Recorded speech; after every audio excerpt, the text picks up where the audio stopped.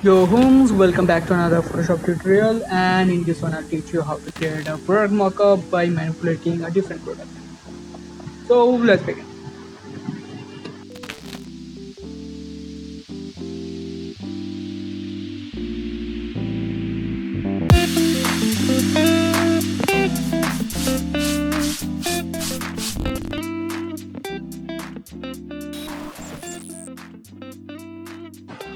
Now before we start with the tutorial of how the product mockup is done, let's have a short discussion of why you might need to create a product mockup for yourself or a client. Basically, when a product is being developed but it hasn't completed the development, often the team need to start marketing the product. In that case, since the product hasn't completed its development, the best option, which is the option of product photography, is not an option yet. Hence, the second best option is creating a mockup that will look as close as the product is supposed to look after completion itself. Now there are two options. One is to create a mockup from some templates, but if the product is not designed but the hardware or the product itself, that option is not viable. Hence you have to create a product mockup using some product photographies of a product of another product that looks the closest to the final product is supposed to look like. Now that you understand why you might need it, let's start with the tutorial of the product mockup completion. Let's begin. The product that we are making a realistic mockup of is an MCU, not Marvel Cinematic Universe, not that one.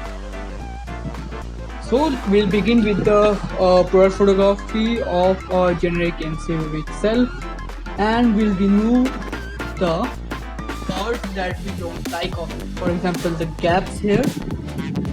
And to do that, we will select the filled parts of the MCU, copy it, paste it over the gaps, and gradually erase around the corners to so that it can blend with the rest of the product properly. The best way to copy sections is using the polygon selection tool.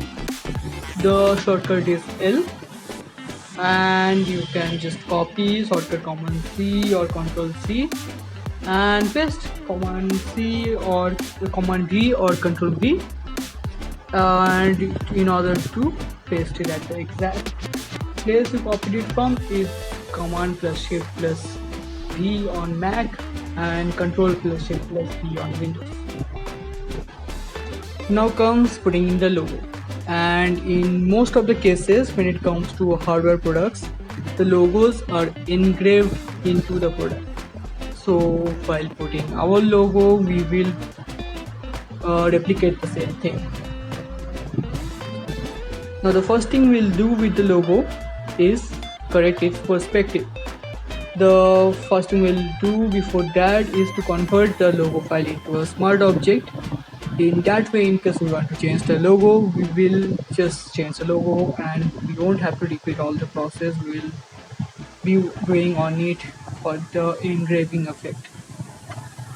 To turn it into a smart object, right click the layer and you will find the option of turning the layer into a smart object from there. Now time for perspective. To do that, firstly switch on the controls for that. The shortcut is Command T in Mac and Control T in Windows. Now press the command in Mac or Control in Windows and select the anchor points and drag them with the command or Control pressed in. Just adjust a little till the perspective feels right. With the perspective done, let's move on the process of making the engrave effect. For that, we'll start by turning the blend mode of the layer into multiply. You'll get the option just above the layers panel. Now we will access the layer style by double clicking on the layer and add a color overlay and inner shadow. The color overlay will be set to white, and with the layers blending mode set in multiply, it will just cancel out the white and utilize any other color the logo already has, which they generally do.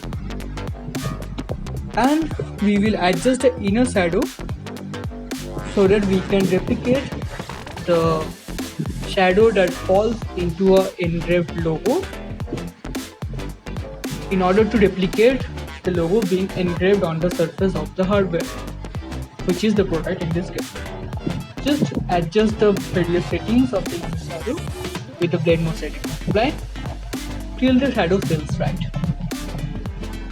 Now simply put the logo layer into a group and set the blending mode of the group to multiply, and you are pretty much done. Now with the basics done, the major part of the thing done, we will be working on the shadow and other corrections of the product. Now if you want to get a detailed tutorial on the shadow, I have a tutorial for that. I'll add a link to it in the description. You can find it on the channel. Let's not get there in this and make the video even longer. So this pretty much completes the tutorial technically. All the best with your creative works in this field, with your product compositions, realistic mockups, etc. Don't stop dating, and I hope you thanks a lot for watching the video, and I guess you liked it, so give it a like, subscribe to the channel for more, and feel free to share the video with your friends and colleagues and help them out as well. Use the comment section to let me know what you think about the video. I'd love to read your comments. Feel free to ask me about your queries, give your suggestions, etc. in the comment section. And you can follow me on other social media, especially Instagram, in the description below. Hope to see you again. See ya. I hope this will help you stay above the crowd, and see ya again. Bye bye. Matane.